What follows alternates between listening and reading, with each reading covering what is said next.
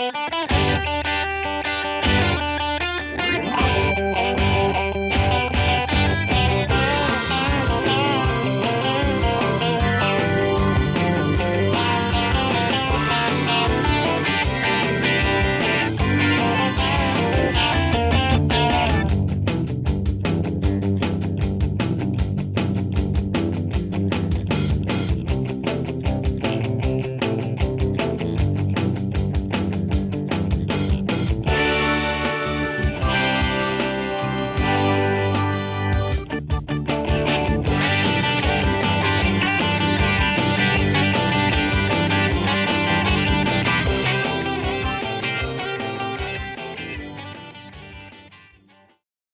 morning, everybody. You are tuned to Computers 2K now on the Nissan Communications Network.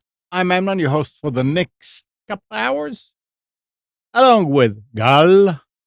Good morning. Good morning to you. And Nick is here. Good morning. Good morning. And Spence is here. I think I am. You are. The whole gang is back. That's it. Our number is 919-518-9773, Computers 2K Voice on Skype.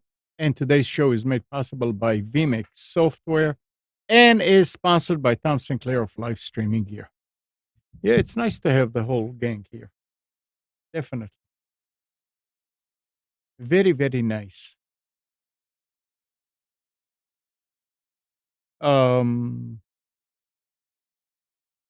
I'm still kind of trying to recover from that problem. I mean, I'm not used to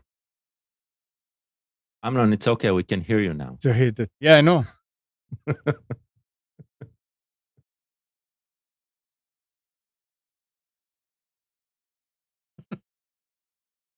Anyway, I saw something. I mean, it had nothing to do with computers, but I saw All something. right. See you guys later. I saw something, and it just. I said, I have to talk about this. I got to. Where is it? It's something very scientific that scientists came up with. Come on, where are you? Look in the bin labeled science. Okay.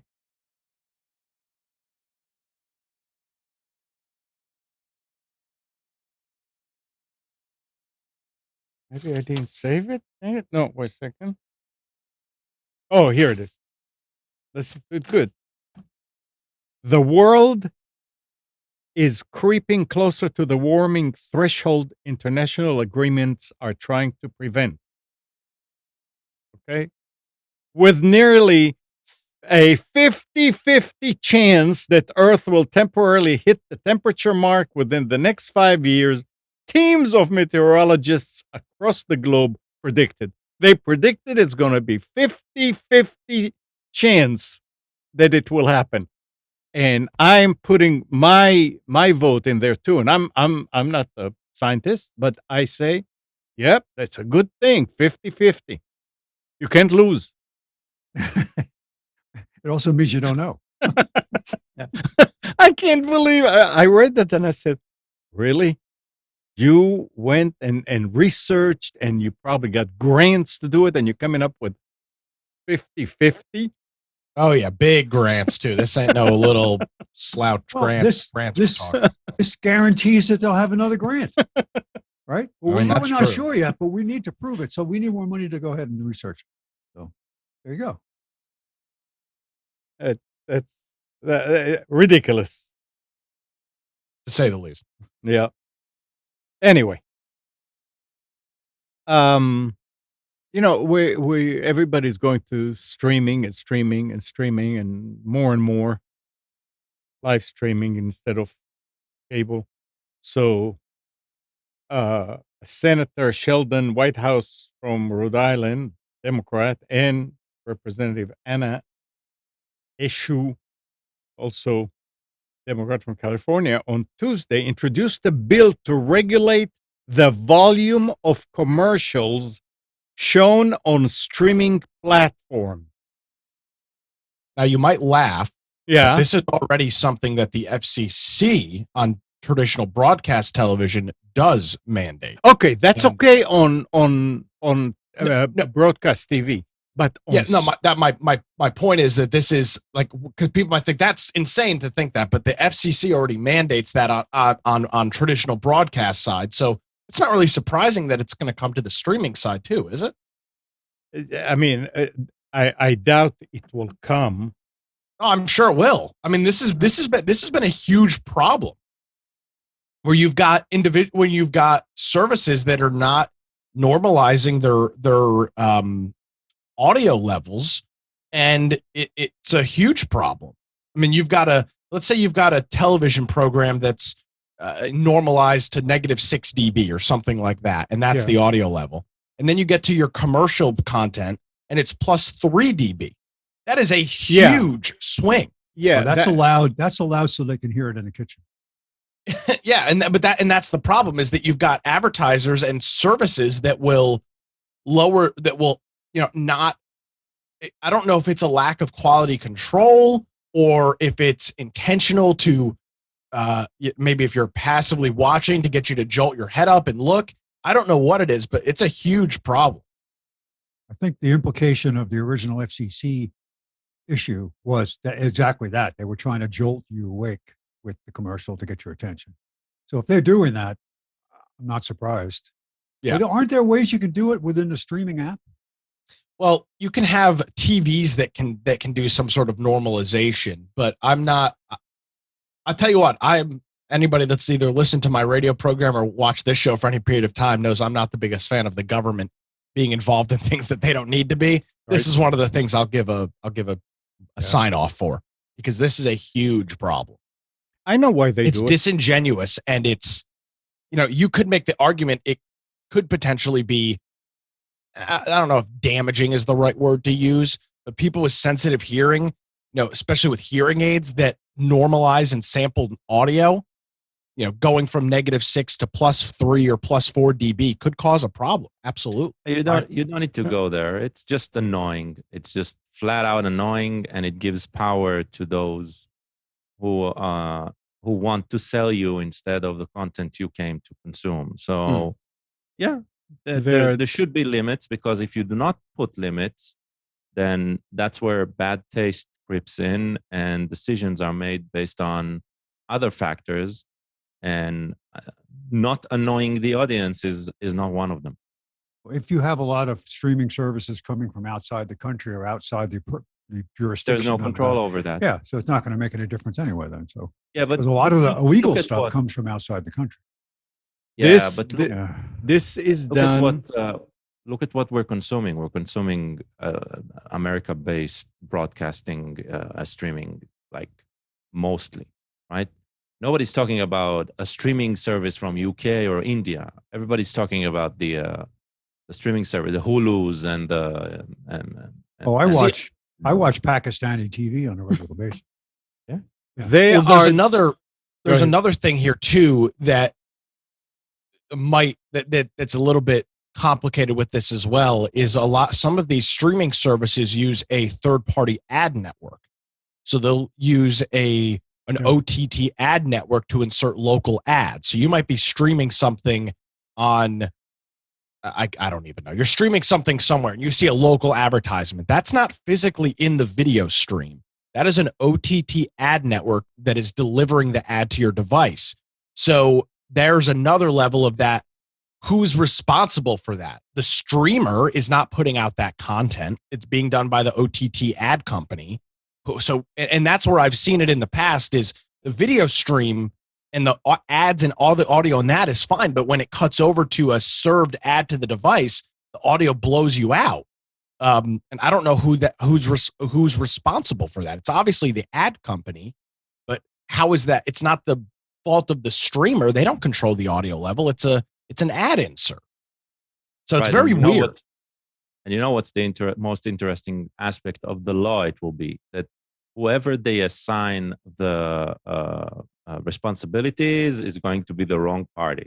No, it might be the FCC. If I had to guess, it'll probably be the if it It's goes gonna through, be it'll a- probably be the It's FCC. going to be a brand new federal agency. And they're Oh, looking yeah, for great. people to join. Nick, you and I, we could be like the first commissioners of this thing. We'll be the OT. We'll call us the OTT gang, and we'll be running around with our detective hats and magnifying glasses, cracking down on OTT ad network. What kind of color? What color interior do you want your Escalade to look like? The one that takes you, the bulletproof Escalade that picks you up each morning to take it away. Yeah, of course. Well, I know why they're doing it though. Okay. It's very plain to me. They do it in order to wake me up when I fall asleep in front There of you the go. TV. That was the original reason. That's it.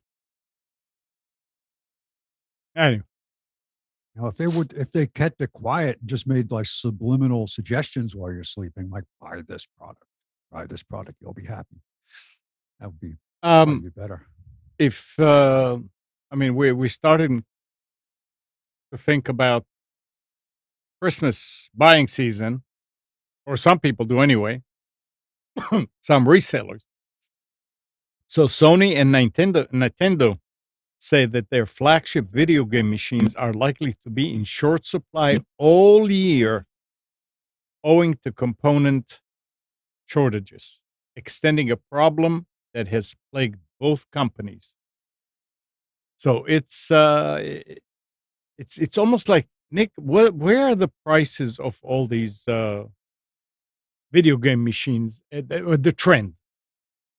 Well, surprisingly, actually, the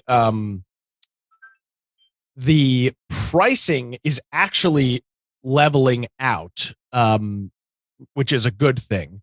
But the supply is still, well, it depends. Over the last 3 months, it's the best it's been in probably close to 2 years. If there's any problem, it's still supply and a little bit of price gouging. But mostly at this point, you're looking at a supply issue because they don't have the raw materials to build the devices. Huh. So that's kind of what we're dealing with. Excuse me. Well, so it's just interesting that this thing it keeps going. Of course.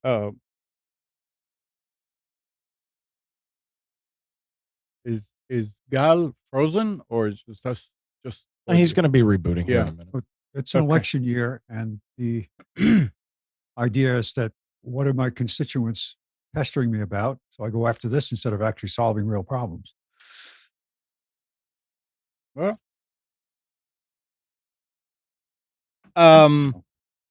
so now, I mean, that's a good thing.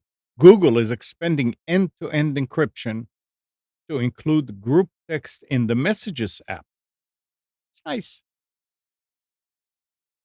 The feature will be available as soon as an open beta later this year. Google hasn't revealed more details about that, but it will surely be similar to how the option works in one-on-one conversation. Everyone in the group will need to have RCS chat function switched on to use the feature. You'll be able to tell if a message you're about to share with the group is encrypted if there's a lock icon on the send button. I wonder when they're going to take that lock away. The Messages app now has more than 500 million monthly active users with RCS. So there's already a large number of people who'd be able to take advantage of end-to-end encryption in group chat. I'm wondering if anybody, I mean, Nick, you're using an Android. Are you using What? You're not using an Android? I haven't had an Android phone in a decade. Oh, okay. Spence, you don't either. Nope. Oh, okay. I was just wondering if there's also another, if there's another application other For than what? Encrypted other- messaging? No, other than Messages. Messages seems to be the one that everybody's There's a whole using. bunch of each manufacturer, Samsung, Google, they all have their own quote unquote messaging app, and then there's plenty of text message launchers that you can use. Yeah, there's 100 at least. Back when I was using Android, there was a whole bunch of them. I used the one that let you I used one.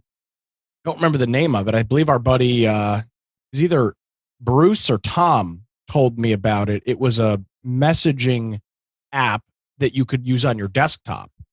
It would sync your messages back and forth. This is back probably close to 8 years ago at this point. But Dirtbag says Signal. Yeah, there you go. I mean, that's kind of you've worked away from a lot of that stuff because so many people are using Signal and Telegram now that it's kind of less important. Which brings something my else. vantage point. Do you use Signal on the desktop? I use it. Yeah, I use it on both. Mm-hmm. I do too. I had an interesting problem with Signal on my iPhone. It didn't happen on my iPad or on my computer, but it made me log in, and when that happened, all my text messages were gone. Yeah, which is good actually, surprisingly. I cannot use it on the computer, on the desktop. Why? Because if I use it, guaranteed within 6 hours I get a blue screen. And I recreated that. I just started it, stopped it, and sure enough, and if I don't use it, I keep going. But the same thing happens also with WhatsApp. Any of these, I don't know why. But it's interesting.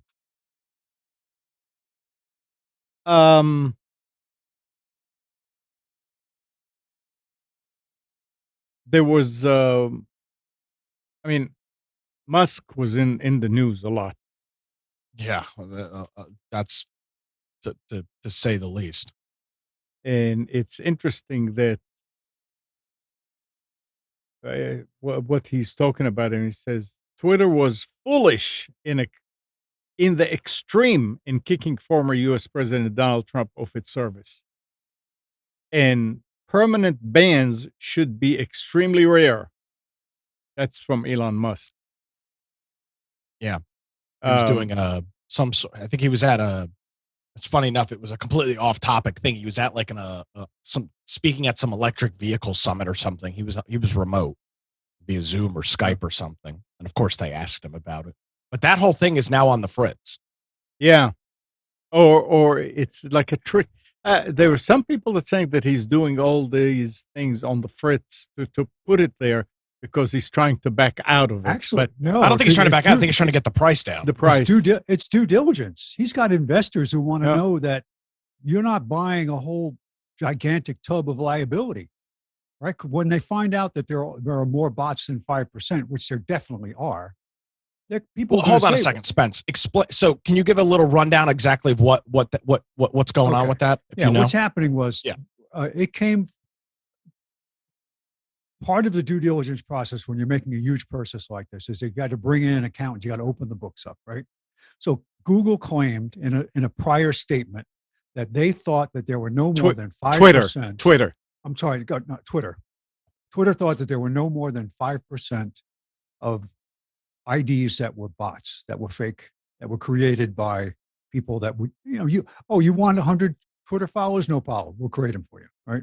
We'll give your, all these glowing tweets, or we'll give you negative tweets, whatever you want. So many people in the industry think that that's ridiculous. It's much more than that.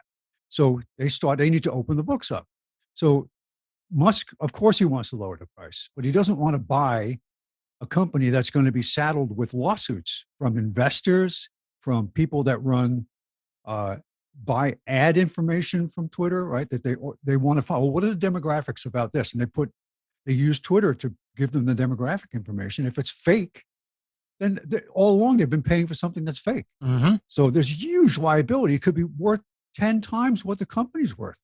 So he's got to figure this out before he buys it. So yeah, the big concern right now, as Spence mentioned, was this 5% threshold for bot accounts, which is absolute bullshit. It might be much higher, and there's a report out that and Elon Musk is now apparently he tweeted this out last night saying Twitter legal just called me to complain that I violated their NDA by revealing the bot check sample size is 100. So what essentially he's claiming now is that he says he was, again, because he's openly tweeting this stuff, and this is why everybody's so pissed. He tweeted out on the 13th, so 2 days ago, any sensible random sampling process is fine. If many people independently get similar results for the number of fake, spam, or duplicate accounts, that will be telling. I picked 100 users as a sampling number because that's what Twitter uses to calculate its 5% fake, spam, or duplicate account. He's claiming that that number could potentially be over 90% of their active daily users could be bot accounts. And it could be. If you go and look at a tweet, anybody's tweet, and look at the accounts that are retweeting it, none of the accounts are real. They're all weird ass names. They have profile pictures. They don't tweet anything. All they do is retweet certain posts from certain accounts. This number very well could be 50, 60, 70% of active users. That's not overall accounts, but active users. And this goes exactly back to the problem that Twitter has in comparison to Facebook. Facebook has built up their business being an ad service, an ad marketplace, and that is why Facebook is doing so well and profiting.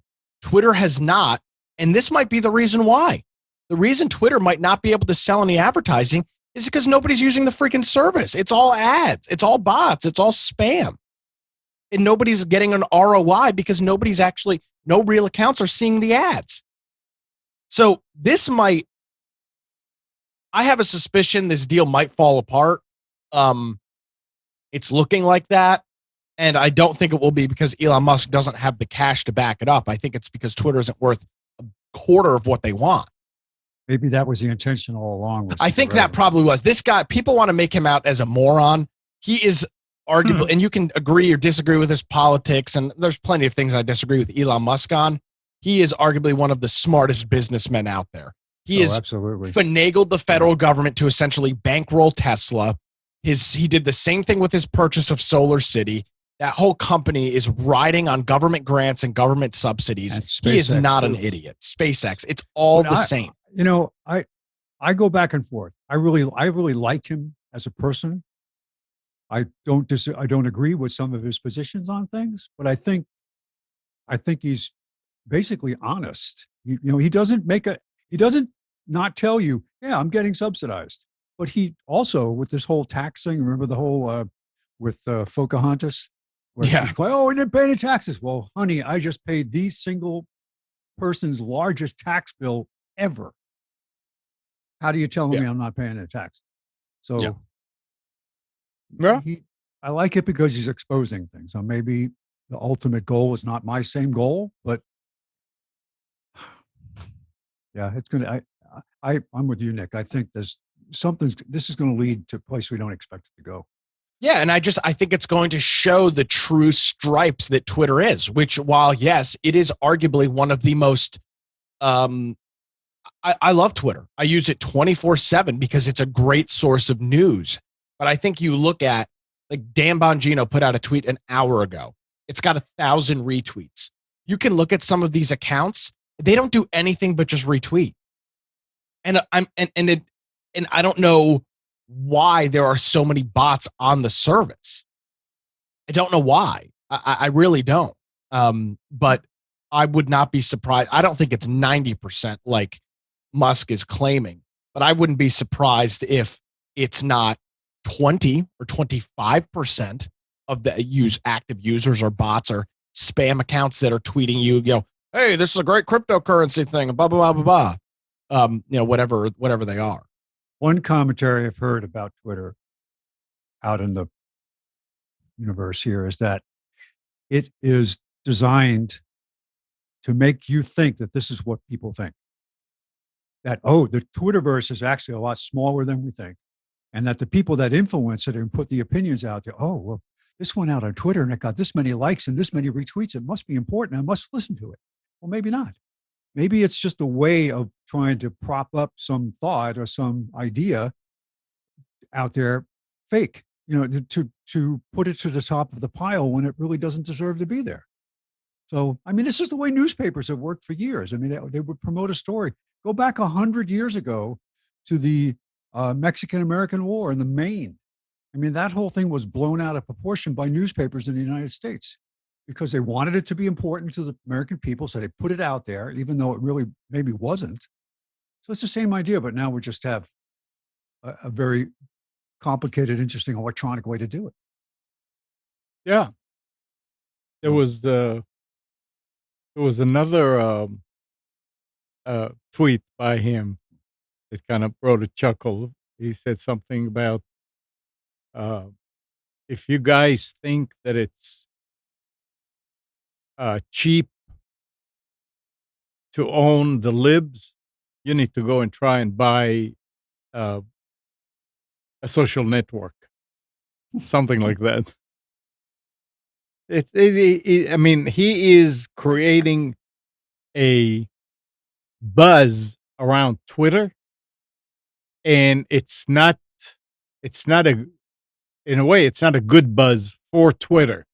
Oh, it is not a good buzz for Twitter at all. Yeah, but it's good for him, and it's good for everybody in a way, because if somehow it's going to turn out that Twitter was that bad, maybe people will start realizing, well, shoot, I'm not going to spend time, and then it's going to go down, down, down, and then it will level to the point of, yeah, it's being used, and it's being used, hey, look, I'm having lunch. Hey, I'm going to the bathroom. Remember the early days? Oh, gosh, yes. Here's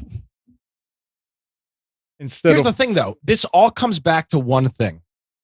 Twitter, while it has an incredibly high user base and an incredibly high engagement, it is amazing that they have been unable to turn that into a successful business model. And I see a couple of possible scenarios for that. One is incompetence at the head that was unable to switch, because there's no way you can't turn this amount of active users into a successful business model unless you're just clueless.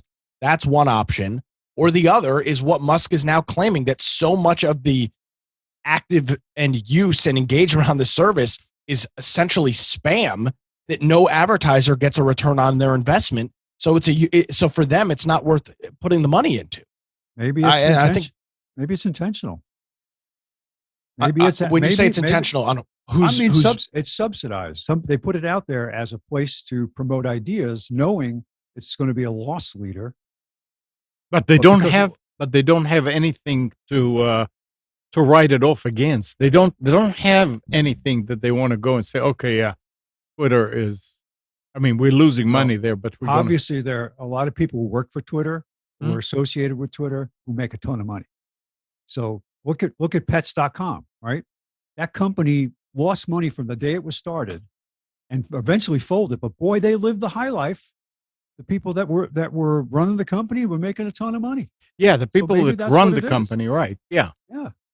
But I don't think about the whole thing with conservative people being banned or losing, like, just all of a sudden they lose half their followers, just gone. Yeah.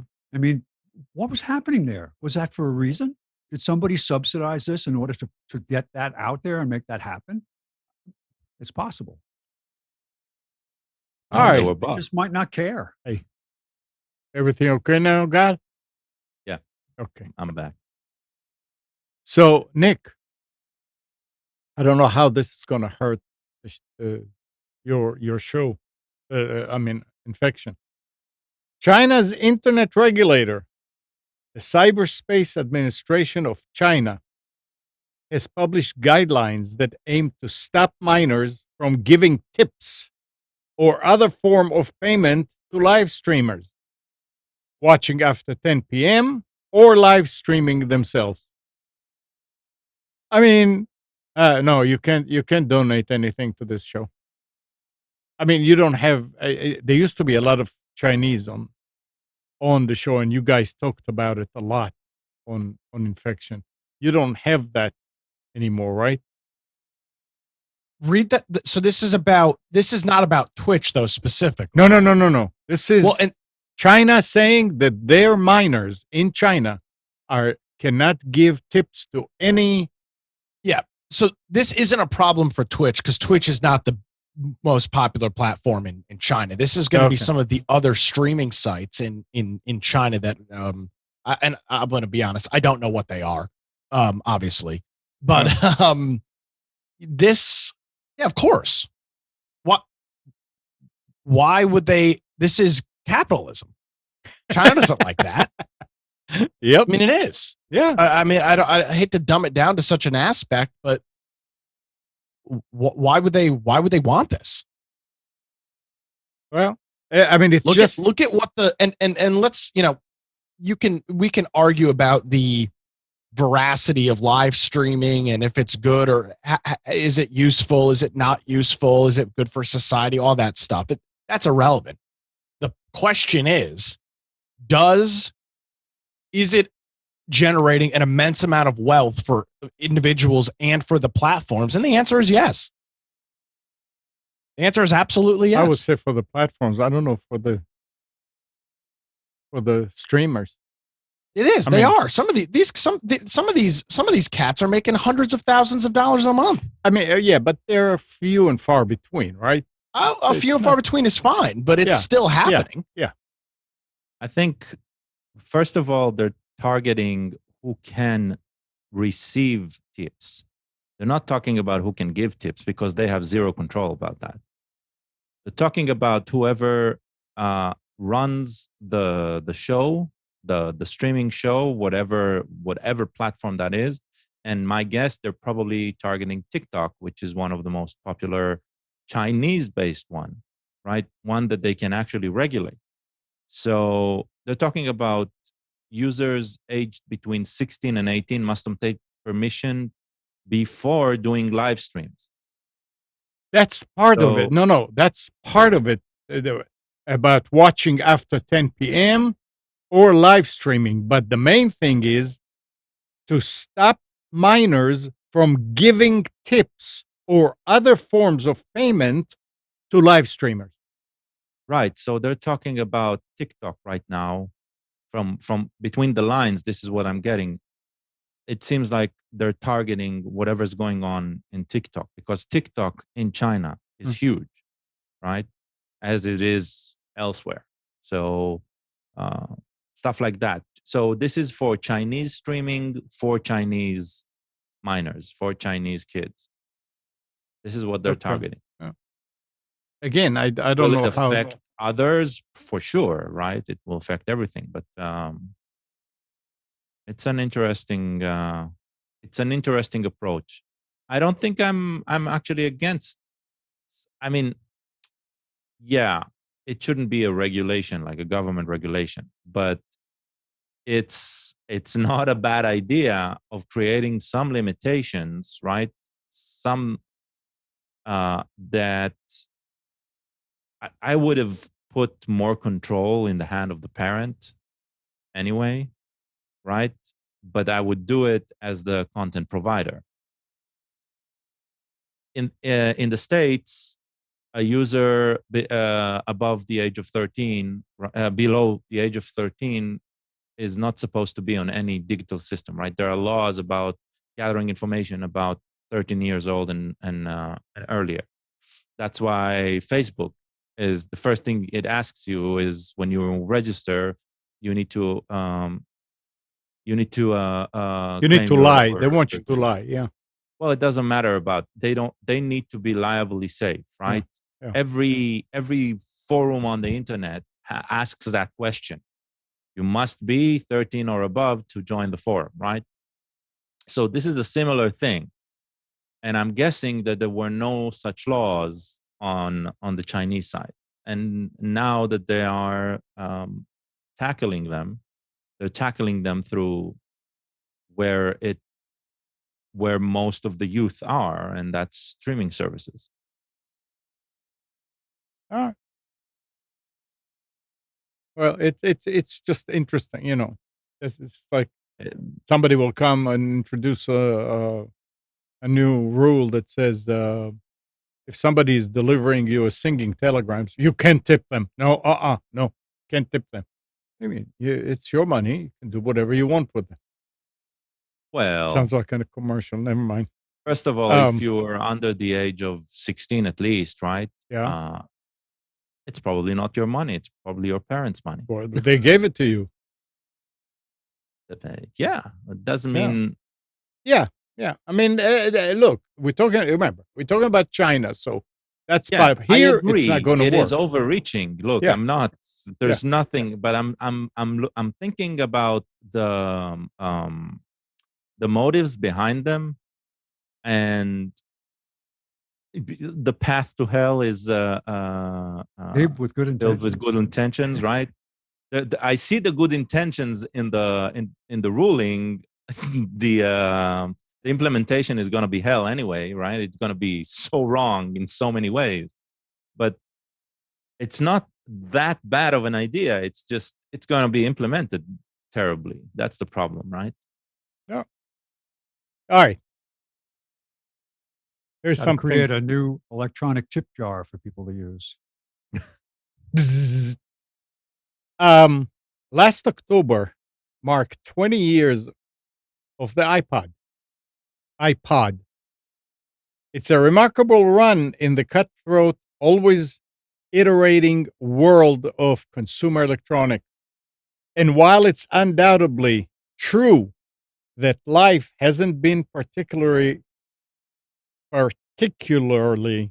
fruitful for the music player in a product lineup that includes various iPhones and iPads, the beloved music player has somehow managed to hang on. That is, until last Tuesday. Last Tuesday morning, Apple announced that the iPod is dead. Oh, That is as much as a particular gadget can ever be dead. Rather, it will shuffle off this mortal coil slowly, remaining for sale while supplies last. Anybody these days using an iPod? I do. Really? I use it every night for white noise. I Huh. have for over 10 years. I've had a speaker that had a slot on the top for the original iPod connector, and sitting in that is an iPod 30 gig, the one Wow. with the little original round dial. So that's what plays white noise every night when I go to bed. I'm sure that will keep on working. Why not? Yeah. And I actually Yeah. have a couple other ones in case it does break. I have an iPod, one of the original iPod touches. I actually have two of them because Pam had one too. It's Oh. just filled with music. I remember All right. when the iPod came out, one of the, I mean, this was the only MP3 player that was attached to a music store, right?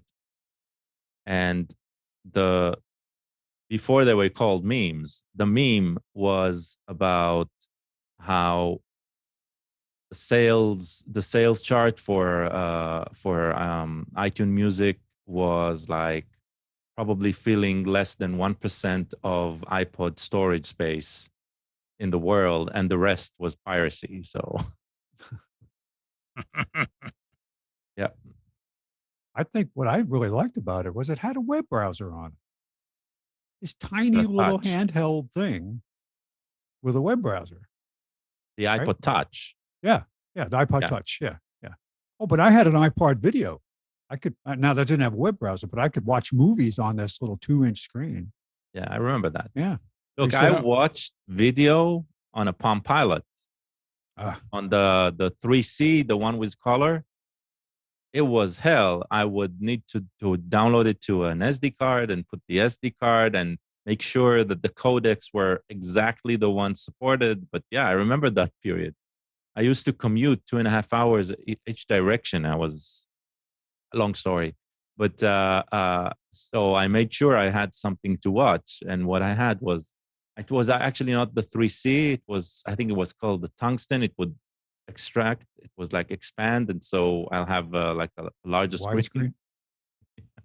I still have the software used to rip DVDs because we would buy DVD of a TV show, all the episodes, and I'd rip like all 20 episodes of the show and put them on my iPod. Yeah. Yeah. Anyway, Gal, your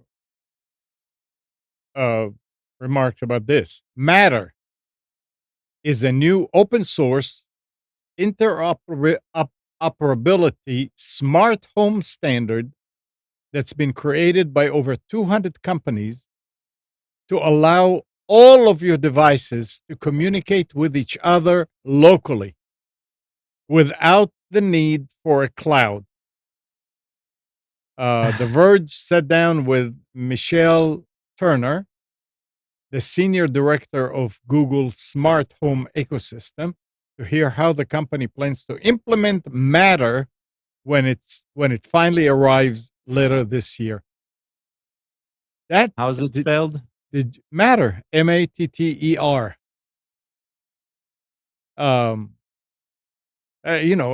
200 companies. Yeah. It's When it'll be let's talk about it when we'll actually see it in a phone. Okay. And we see it break. Otherwise, it's just buzz. I mean, I have no opinion whatsoever about it.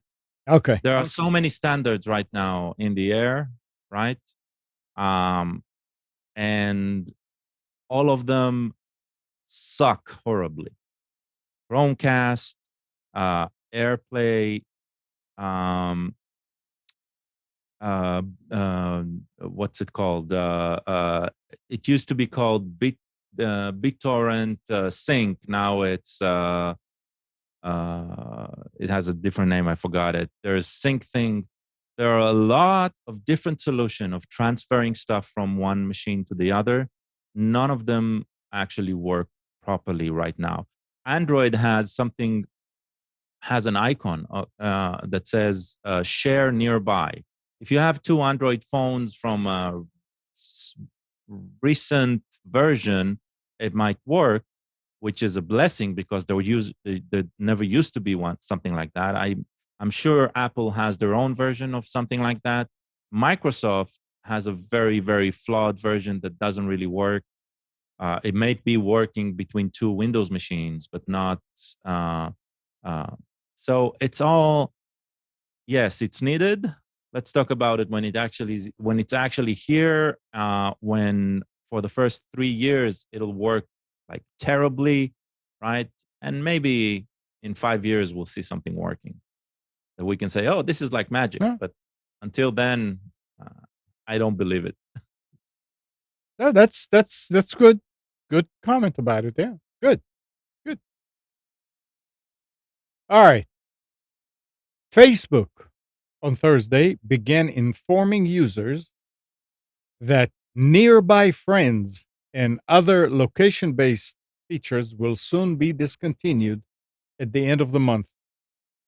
While the reasons are currently unclear, the company claims that all information related to these features will be deleted from Facebook's servers.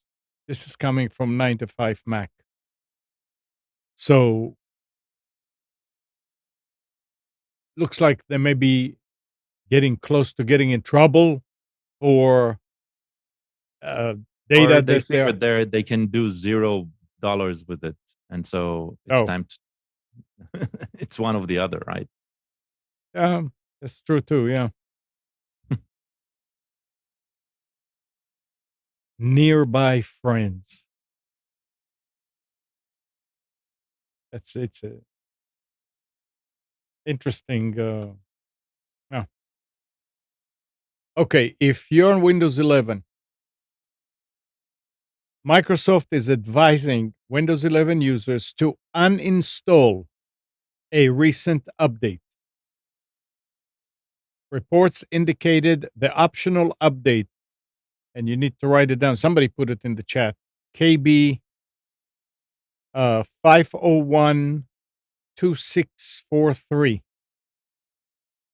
is causing various apps to crash. The problem involves an interaction between the update and the .NET framework that's part of Windows. At this time, it's unclear which apps are affected by the issue, leaving uninstallation as the only viable solution, they say. So KB 501 Ooh, it breaks 2643. safe mode. It's what? It also breaks safe mode. Wow. So it's critical. Yeah. Yeah. So if you had the latest updates, I guess it's the latest. Again, KB 501 2643. Check in your updates, and if it's there, uninstall it. Now the thing is, I let it install, and it's still Yeah, But- but the moment you reboot, probably afterwards, there are probably going to be issues. Yeah. Again, it's optional, so it's not necessarily that it True. will be installed automatically.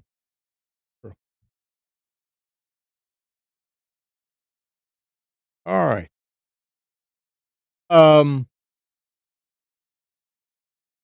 Hey Nick, Hey, you want to do specials? I mean, sure. all right. Let's.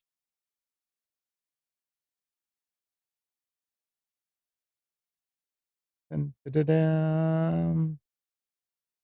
I need to do it. I don't know why. Dun-da-da-dum, need to- What? He's looking for Perfect. Well, we're talked about Windows updates. If you are one of the lucky folks that is installing Windows 11 via floppy disk, this is going to be quite the hassle. This was my installation media, disk one of 45,686 to get your copy of Windows 11 installed and up to date. So make sure you go out and get your new mastered CDs. Did you get the optional cassette or the optional diskette loader? No, this is nope. Nope, this is one. This is manually. So I've been up for. I was up for weeks to get Windows 11 installed. Just all 24 hours a day. It would beep, tell me to reinstall the new floppy disk, and we'd keep moving. Is this with updates, or is that no? That's the problem. Oh, this is okay. not with All update. right. And by the way, this is high density. We're talking about high density floppy. We're talking about like 1.44 megabytes. So we're talking very high density. dual-sided high density. Yeah. So I mean, it's. We're just cruising along. We're doing the best of what we have, the best that we have, the best tools that we have to work with. Oh. All right. Speaking of moving on, let's move on to specials here this morning. I am pleasantly surprised week over week about what kind of deals Costco's got on computers. And I picked this one specifically for a reason. Gal, this seems like a perfect home theater, homeplex device. It's got 12 gigabytes of memory, a 256 gig SSD that you could put your OS on. Most people are going to run Windows, and then you can install Plex on top of it. And then a 1 terabyte drive to store some of your media on. Now, it's a little pricey, but if you want to, get into this and just want to buy something out of the box and not have to buy something older or used, this is a really good price. So it's an 11th gen Core i5 Dell desktop. It's got a CD drive, so if you want to rip stuff, if you've got a lot of content you want to get on your Plex library, this is a way that you could rip some of that stuff directly into your library. It's got Wi-Fi built in, so you could put this in an area in which you don't need to hook Ethernet to it. Obviously, recommended Ethernet if you're going to be streaming media. 12 gigabytes of RAM. It's normally $749, and it's on sale, $200 off for $549. This seems like a really nice little home media device that you could use to kind of store and do all of your content. So you can check that out over at Costco. All right, moving on is our next one is over on Amazon. And this is a Wally, W-A-L-I, dual gas spring triple monitor arm. It's normally $109. And there is a clip coupon directly on Amazon where you can get this for $55. You can do up to 27-inch screens per arm, and you can check that out over on Amazon. The link is through Slick Deals for that. And also another Amazon purchase. This is another Slick Deals one as well. This is one of these cool multi-device keyboard Bluetooth things where you can use a couple of different devices. It's got a holder for some sort of tablet, either an Android tablet or an iOS tablet, and a smartphone. And you can connect up to 3 different devices to this and use the keyboard. If you're somebody that does a lot of work on a tablet but isn't the biggest fan of the touch keyboard, this is a pretty cool device. It's 50% off. You can get it for $14.99 over at Amazon using the promo code that is over on. Is this a charger too, or is it just holding No. it? Nope, not a charger, Just just a holds it. just Okay. Yep, just a holder, just a Yeah. dock. But you could again use it on a couple of different devices, so that's pretty cool. And that's Yeah, over at Amazon. It's a small form keyboard, so it doesn't have a numpad. But again, for use with a tablet or anything, people are saying it's heavy enough to not flip over when you put a full-sized iPad there. So That's what they made duct tape for. Yep. So cool device. And one of the Yep. other things too, and one of the use cases for this is actually using it with your computer. So you could use this at home on a iMac or something like that, or any computer that has Bluetooth. And then when you're ready to go, when you're ready to leave and you still want to be able to type up something, you can grab your iPad or your tablet or your phone and just bring the keyboard with you. It supports up to 3 different paired devices at the same time, so you can This switch is a between. knockoff of the original Logitech one, which sold for 100%. like $60 or $70. Yeah. Or more. Absolutely. It's got really good reviews on Amazon. It's the #1 bestseller in computer keyboards on Amazon. So a lot of people are buying it. Obviously, though, you're getting something for $15. So manage your expectations with that. That's over on Amazon. Speaking of managing expectations, our next device is another one of those. This is a Gateway 14.1. I didn't realize Gateway was still, I haven't seen a Gateway branded product in years. So this was surprising when I saw this come up. Who owns Gateway now? Is it HP or Dell? I thought anybody it was Acer. it's I not thought, Dell. I thought Acer bought them. Is it Acer? That's what I remember. Don't quote me on that. Let's see. Gateway Computers. Gateway are like gateway drugs. That's it. Yeah, you're right. You're spot on, Amnon. You get a cookie. They're owned by Acer. Okay. So this is essentially an Acer laptop branded over at Walmart, a 14.1-inch ultra slim. It's got an FHD display, an 11th generation i5. So this is the latest Gen i5. You can get an 1135 G7. It's a quad-core mobile processor, of course. 16 gigs of RAM. I mean, this thing has got some power with it. A 512 gigabyte SSD, fingerprint scanner, and it's $399. I mean, you're talking about a Wow. relatively powerful computer for $400. It's normally $500. So even it's normally $500. Yeah. So even base price, this thing is a good deal. Getting it for $399 over at Walmart does seem like a pretty good deal. Obviously, though, because of the price and just by looking at it, it's probably not the most rigid laptop that you can buy. I bet you the plastic is a very kind of cheap, flimsy plastic, but spec-wise, this thing is pretty hard to beat for $399. It does come with Windows 10, but it's of course got a free upgrade to Windows 11, so you can check that out over at Walmart. And go ahead. I'm going to stop you. So, referring to the first build from Costco, right?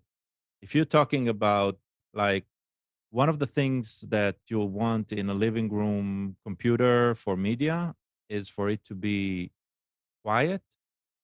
I guess this is quieter than the tower that you can buy from Dell from Costco.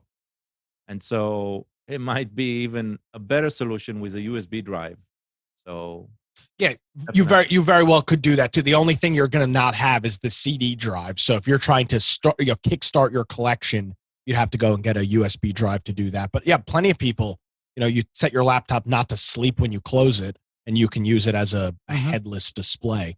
So and again, with 16 gigs of RAM and an i5 with the Intel Xe graphics, it won't have any problem doing transcoding or anything like that. Didn't even think about that. And again, that's over at Walmart.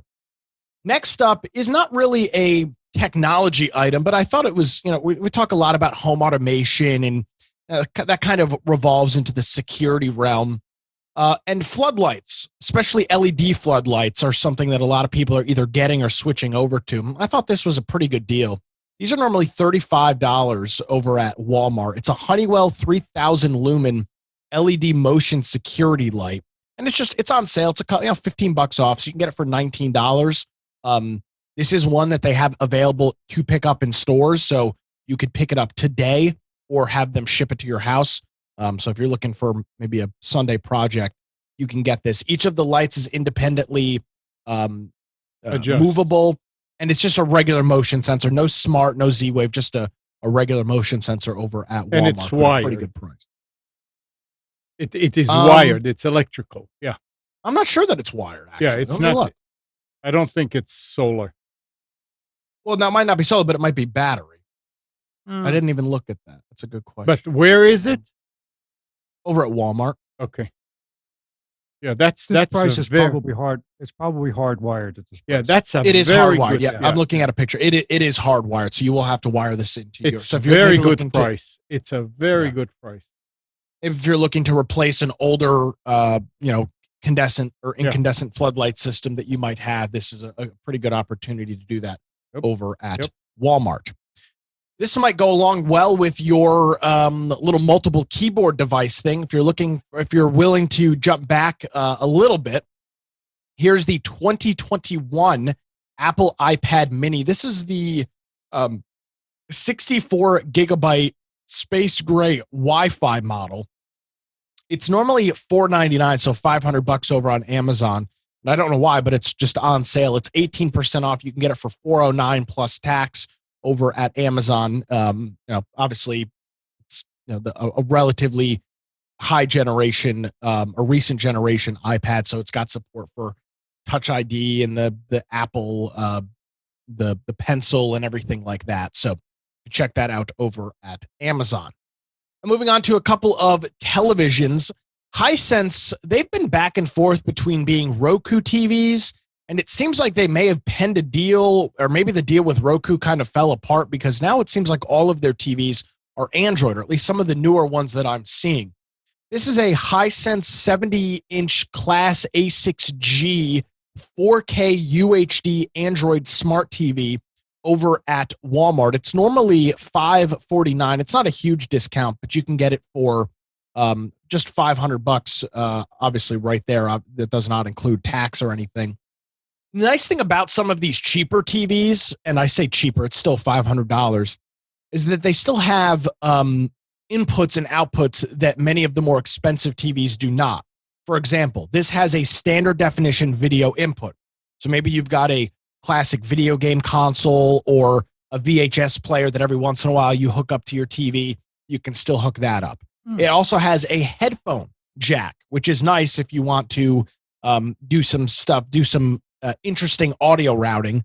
You can do that. Of course, it's got digital audio out, 2 USB ports, 3 HDMI ports, one of them being, or all of them being 4K 60, one of them supporting ARC, which is cool, an antenna port, and then Ethernet as well. So a lot of ports on this television. This is pretty cheap for a 70-inch TV. Again, it is running Android TV. And I haven't played around with Android TV and all that recently, so just be aware of that. But you could, of course, always throw an Amazon, an Apple TV, or a Roku on this as well. So that's over at Walmart. Moving on, I'm going to give a kind of a prerequisite with this. This is a used item that is on sale on eBay, but there's a bunch of them, and a whole bunch have sold over the last 24 hours. If you are somebody that is wanting to do a little bit more gaming on your phone, this is the Razer Keshi, and it's their cell phone gaming controller. You can see by looking at it, it's a device that breaks apart in the middle. It's elastic in the middle. It slots into your phone via USB-C, connects via Bluetooth, and then you have access to using a D-pad, thumbsticks, an ABXY button, and other things like that. This is normally $100 new, and it is on sale. There's 400 of them available over on eBay. So this is obviously a large kit of something. But this is only for iOS. No, it's for everything. It says No, iOS. It has a Lightning connector. Lightning, and I believe this one. Does this one also have USB-C? No. No, you're right. I'm This is the looking at it iPhone and- only one. Yeah. All right. They have some. We They can search sell. for- yeah. They sell two different versions. They sell an iPhone or a Android one. Let me see past. Well, it's in the controller. So yeah, you can get this over at eBay. It's again used, but a really good price, and a whole bunch of them have been sold. I took a look at the seller. They've got 35,000 reviews on their page. So it seems to be somebody that just either gets these bulk or gets lots of things and flips them over on eBay. So $35 if you've got an iPhone and want to maybe step up your gaming, you can do that over at eBay. And another little cool thing for your phone, if you are wanting to jump into the realm of wireless charging, Insignia, which is Best Buy's brand, has it's a pack of two 10-watt certified wireless chargers that work for iPhone and Android. They're 10-watt chargers. They're about the size of a drink coaster, and for $5 a piece, it's not hard, pretty hard to beat for two decent wireless chargers over at Best Buy. You can both pick that up in store or do it online shipping as well, and that's again a Best Buy brand. So 10 watts is a good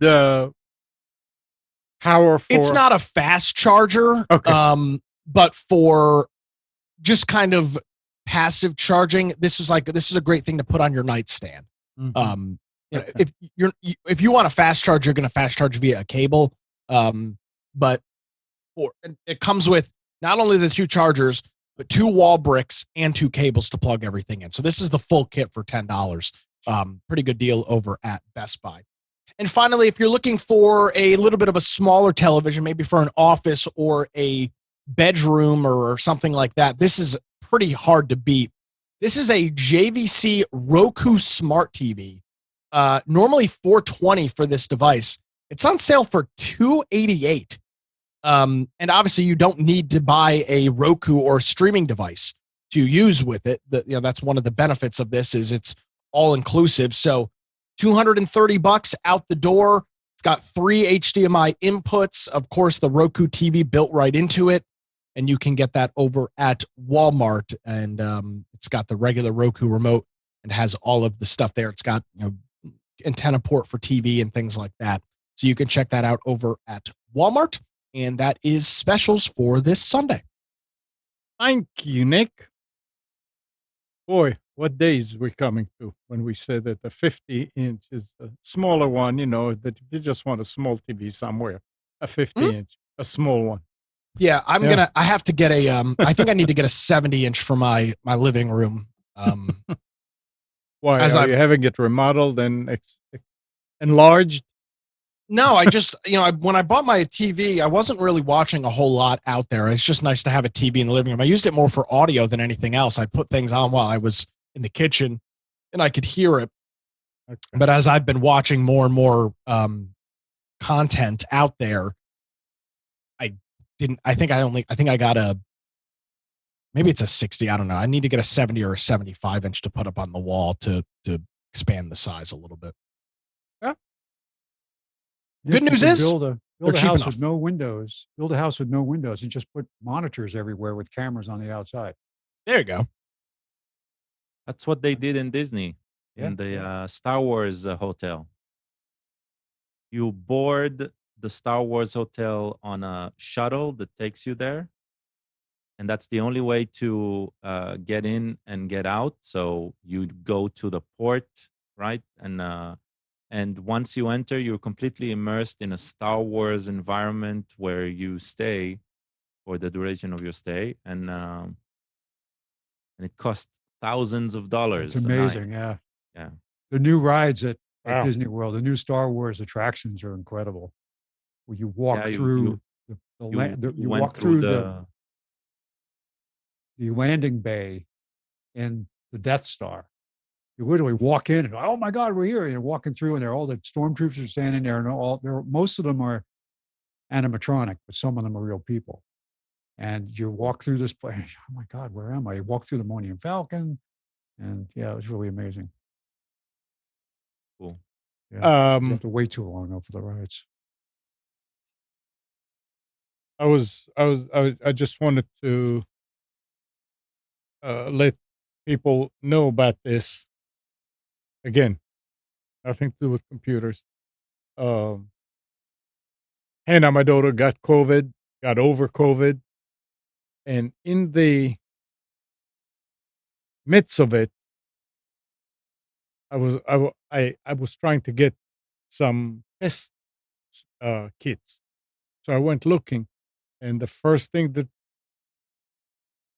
came up is the fact that if you're on Medicare, so any of the audience, you can get up to you can get 8 kits for free each month.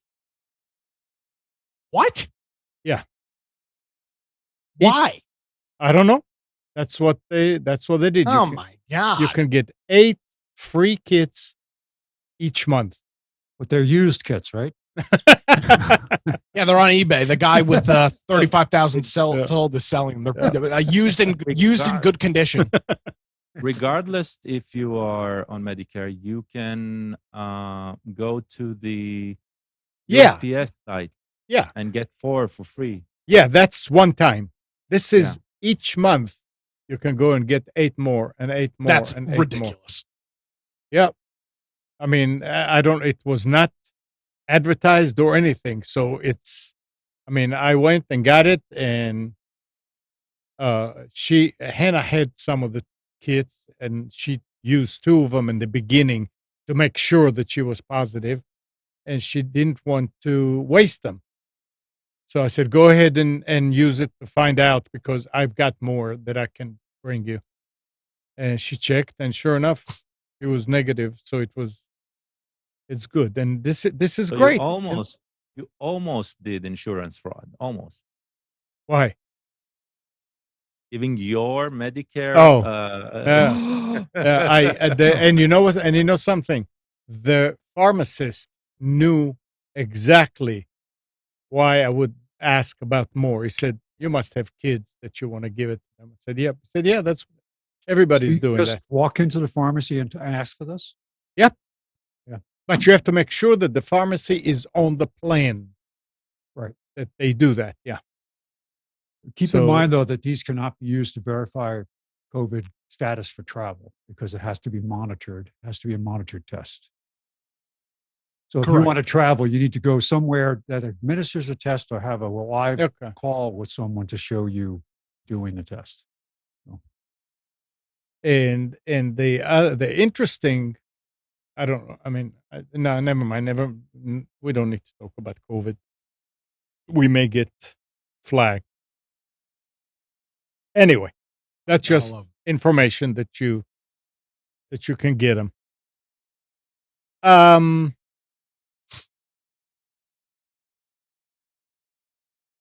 Match Group, people that run Match.com, accused Alphabet's Google in a lawsuit of acting as a monopolist with its App Store billing rules.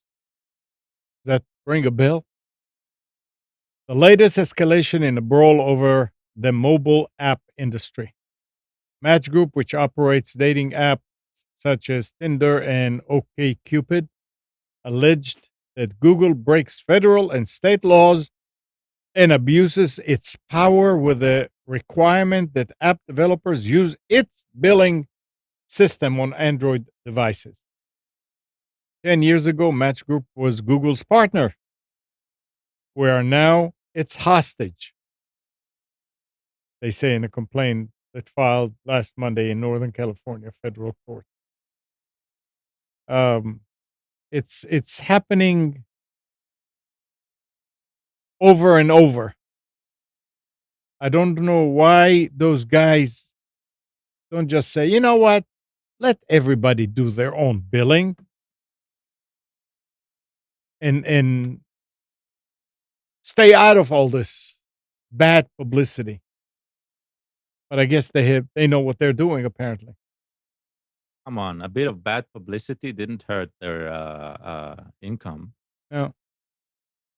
They Yeah. are they are they are taking so much out of it, right? That it doesn't matter if they get some bad publicity. I guess they don't They're care. getting the profits. Yeah. And no, for not. I mean, it's Apple and Google. It's the same, right? It's Oh. the same problem. So 20 internet providers, including AT&T, Comcast, and Verizon, have agreed to provide high-speed service at a steep discount to low-income consumers. This is a White House deal.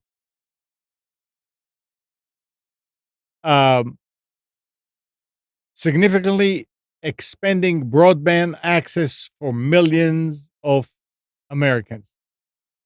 The plan, a feature of the $1 trillion infrastructure package passed by Congress last year, would cost qualifying household no more than $30 per month.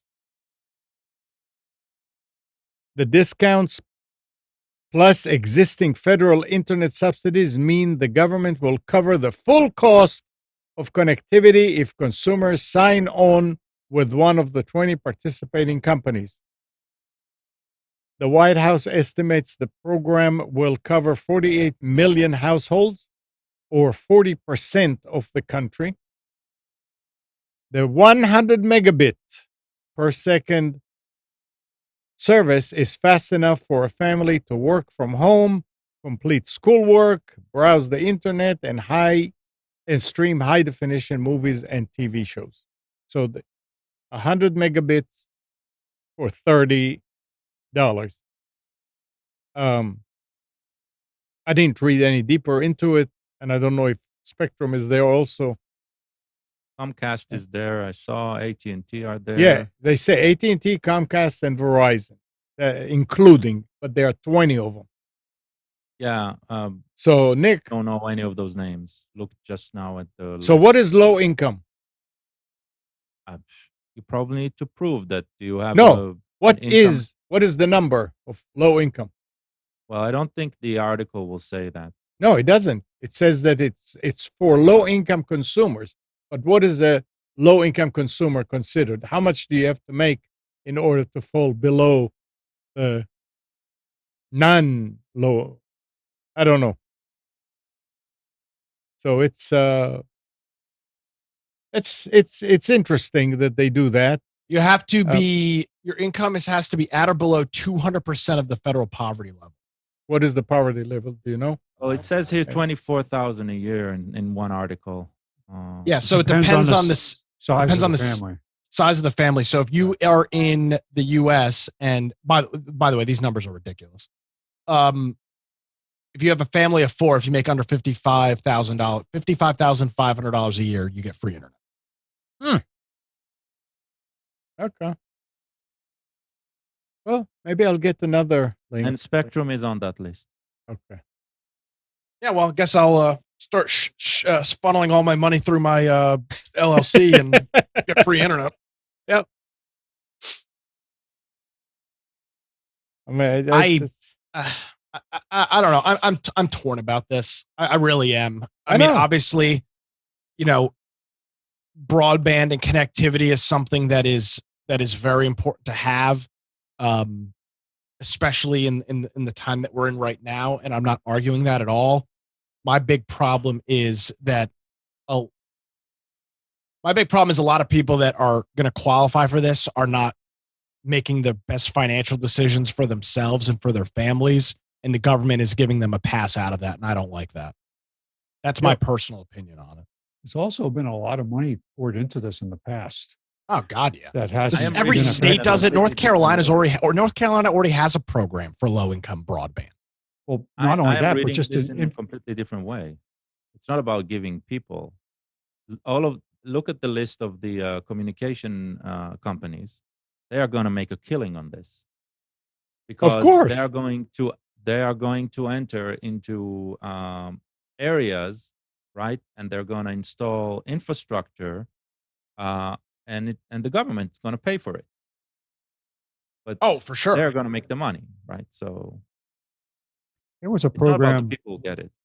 over 10 years ago, the rural fiber program, that I had a friend who was laid off from Nortel who was working for them. And this was probably 15 years ago.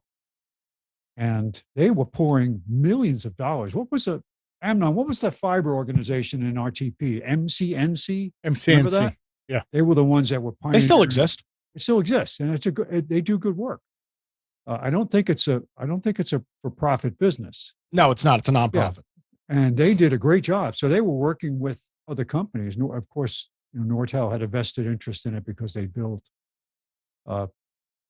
fiber infrastructure.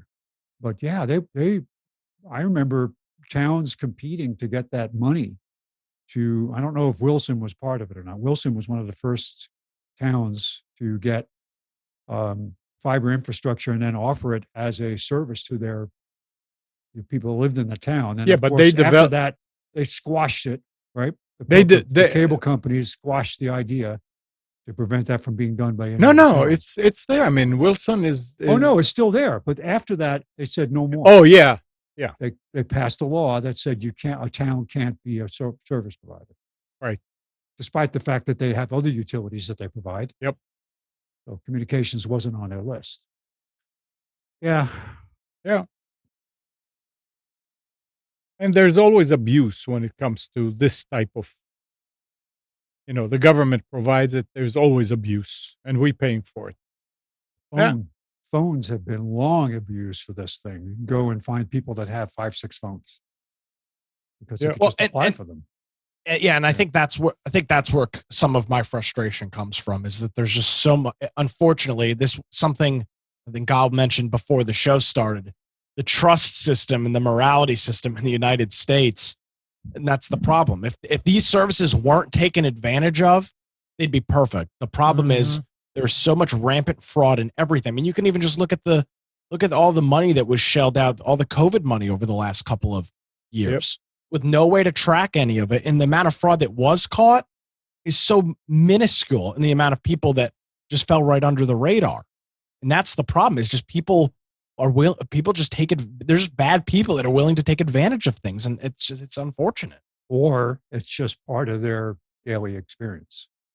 Because you take advantage of what's out there, where some people would never think to. There are people that it's just, and I'm not trying to condemn them. I'm just saying this is the way you survive. But at the same time, you abuse it, and it creates an issue where it just gets so expensive. It's going to come back. It's going to get something that's free, but when you take 6 of them, it's going to come back to bite us in the butt. Oh, it already has. Oh, well. Yeah. All right. If you're using Outlook with Gmail, you might need to take action by May 30th, 2022, the end of the month. If your version of Microsoft Office is Office 2016 or older, so I got that story from Dave's Computer Tips. So you can go to davescomputertips.com and get all the information about it, how to export it from there and bring it in, and how to do the whole thing. But you will need Office 2019 or newer, or use a different program. But if it's 2016 or below, it's going to stop working with Gmail at the end of the month.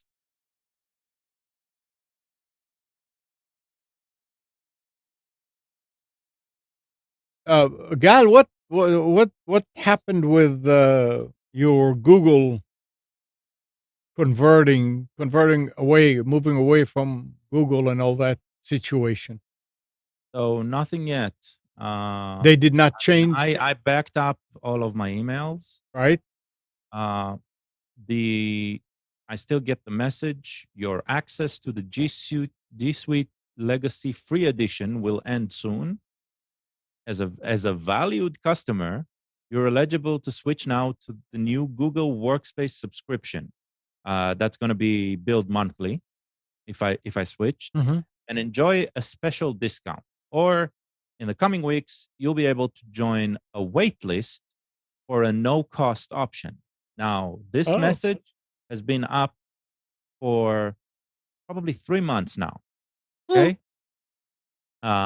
In the coming weeks, if you take no action by June 1st, 2022, we'll automatically transition you to the recommended Google Workspace subscription. So, right, I am at the verge of I'm not going to do anything, even if it passes June 1st.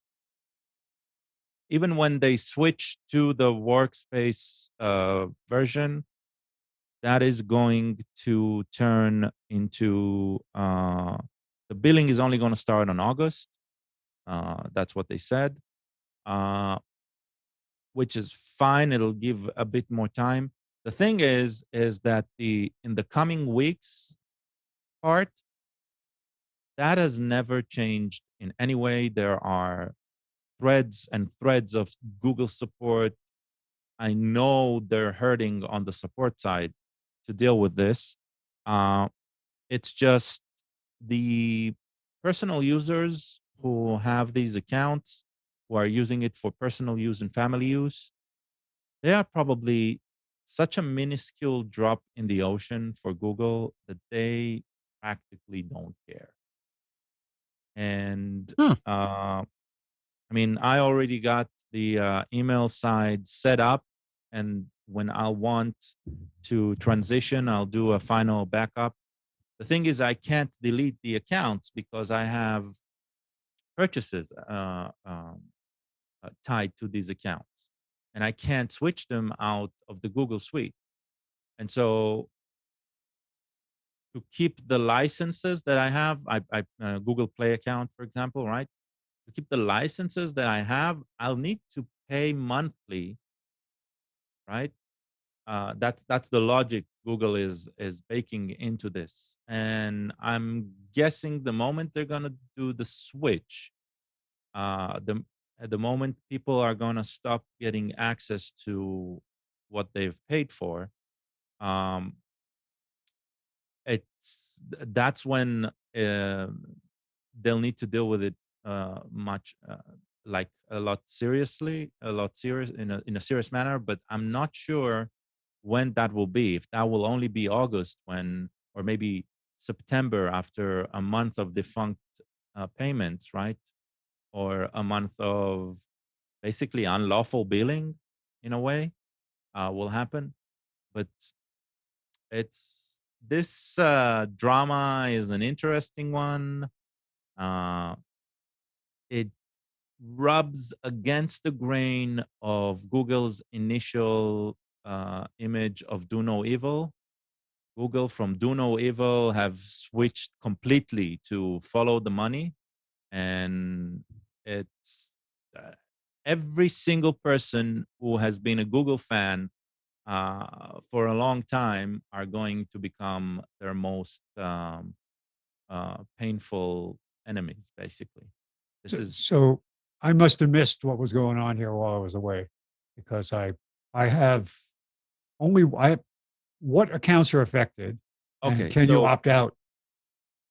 that's the thing. There's no real opt out. So in January, Google notified that come June, all of the G Suite Legacy Free Edition, G Suite Legacy Free Edition are back when Google, for applications, I think that was the first name. Um, they gave an option to create an account assigned with a domain, and allowed you up to 50 free accounts within that domain. And basically, those accounts were practically Gmail accounts managed under a single admin. And as they grew their offering, it included that's when they changed it to G Suite, because it included Google Drive and Google Documents and Sheets and all that, all of their apps. And they created an ecosystem that they were targeting for enterprises.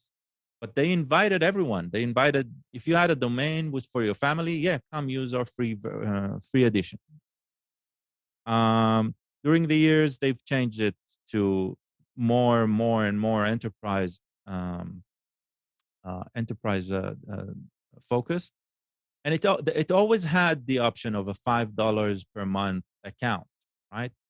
So if I currently have 9 active accounts there, which only 3 are actually used. I will need to pay per account. I can't pay like a family fee or something like that. And so we're stuck. Can I ask you a question? Yeah. If they offered you a family fee for your accounts, would you pay for that instead of dealing with the nonsense of switching? If it was around $20 a year, yeah. Okay. Yeah. Up to a certain limit, I would be okay with paying, right? If the benefit is getting giving me control over the family accounts, that means that I can assist them and I can help them, and they don't need to deal with some, with being locked out or stuff like that. I can deal with the security stuff, with the maintenance stuff, with the backup. Yeah, I would be willing to pay, and that's what I'm going to do. I'm actually going to move to a service where I'm probably going to pay, and I have no problem with that, right? But give me the option. That is what most of the people are asking.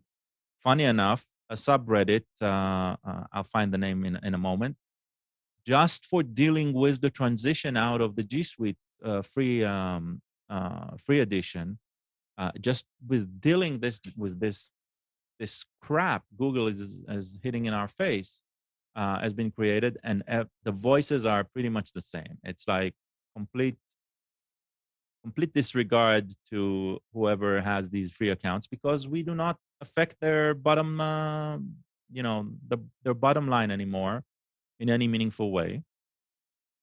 And some executive somewhere made a decision to kick these people out, and we're stuck with it. So if you don't have it, if you're not having you don't have a domain, are you affected? No. Regular Gmail accounts are not affected at all. Okay, because I don't. But you said, just about G Suite. Gal, you said also one of the options was to wait for a free option. Again,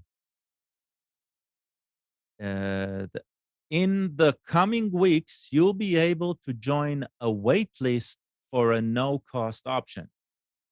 I wonder if that means that you're going to have to.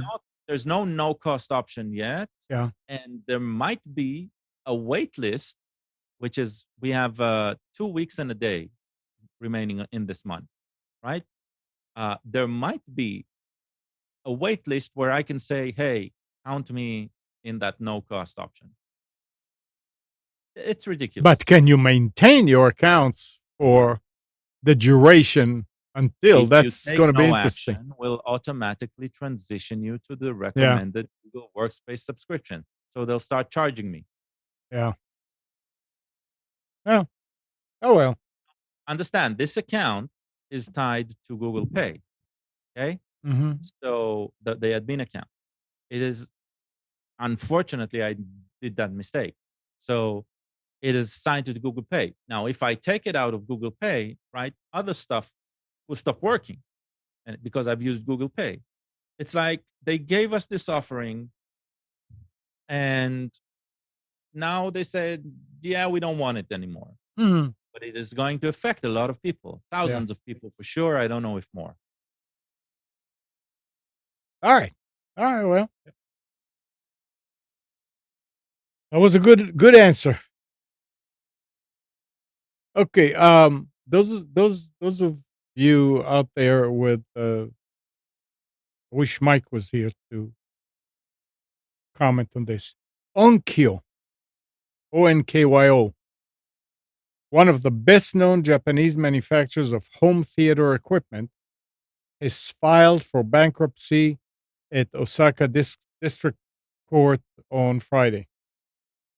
with total liabilities around 3.1 billion yen, which is $25 million. The report is not giving any much details, but they're saying that the reason is market shift to streaming and smartphones. I remember Onkyo when I was a kid. It was really something.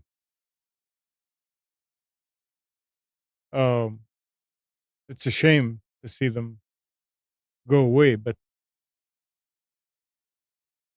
maybe they'll figure out something. And talking about speakers, and I was waiting with this story until you hear. Sonos is preparing to introduce its own voice assistant service within the next few weeks, according to people familiar with the company's plans. The voice functionality will let customers play and control music on Sonos' whole home audio platform. It will be part of a forthcoming software update set to arrive first to customers in the US on June 1st, with an international rollout to follow.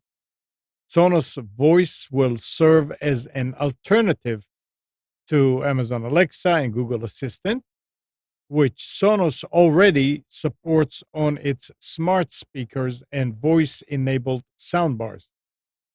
All Sonos products that run on the company's S2 software will support Sonos voice control. You can talk to your speakers? Yeah, right now they're hooked up to to Google. Okay. Yeah, so they're going to have their own.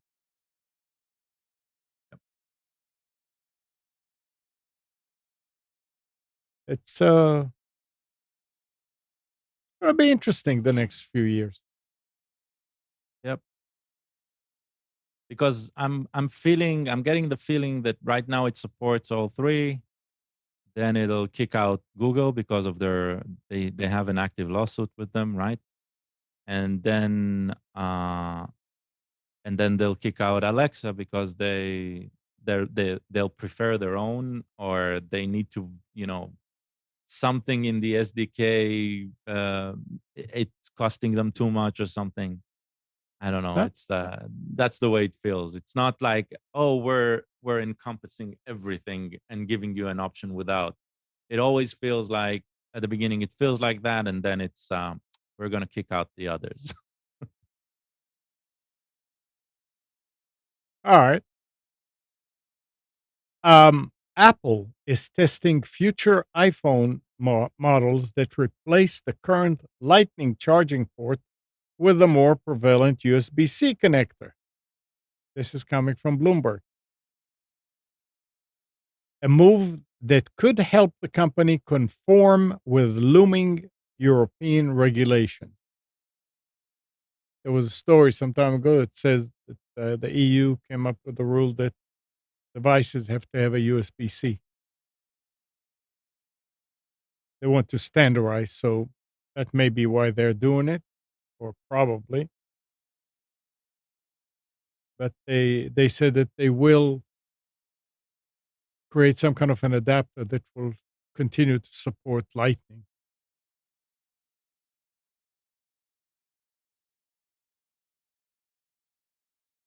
No comment? No comment? I think it's a Going- good idea. Oh, I think it's a bad idea. Wait, no. I changed my mind. I think it's a good idea. And if you work for Microsoft, I mean, look at that situation. Microsoft is reportedly thinking about bumping many employees' pay, following similar moves from other tech giants in a bid to stay competitive with its rivals. They're citing two unnamed sources, insider reports, that Microsoft may announce a change as soon as Monday, tomorrow. Microsoft has reason to worry about retention. In Microsoft's most recent employee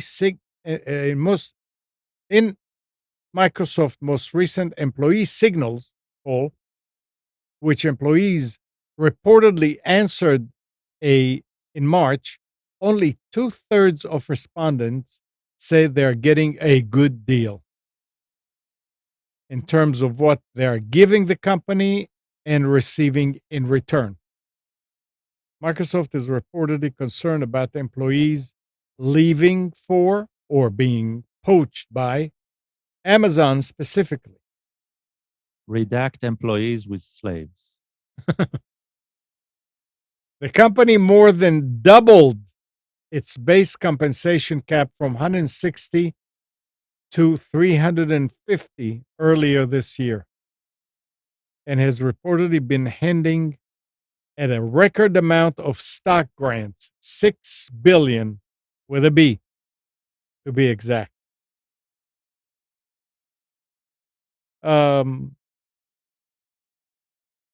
People go where the money is.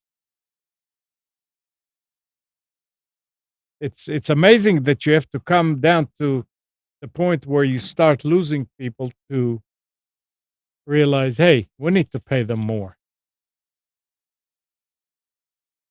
It was kind of a sad story about ransom.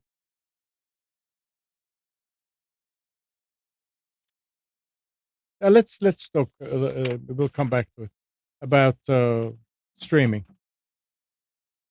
Netflix could introduce its lower price ad-supported tier by the end of the year, a more accelerated timeline that originally indicated the company told employees.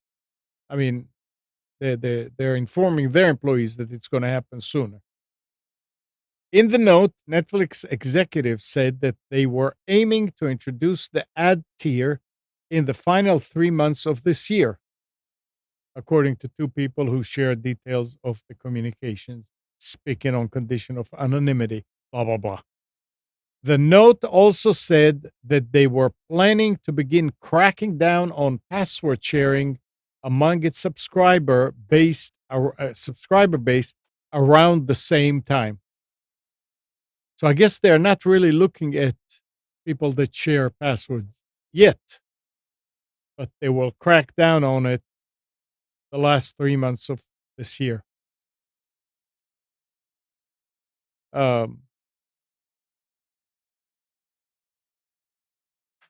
You pay good money and you get ad support. Ad support. I think this That's is what Hulu does. what? What Hulu does.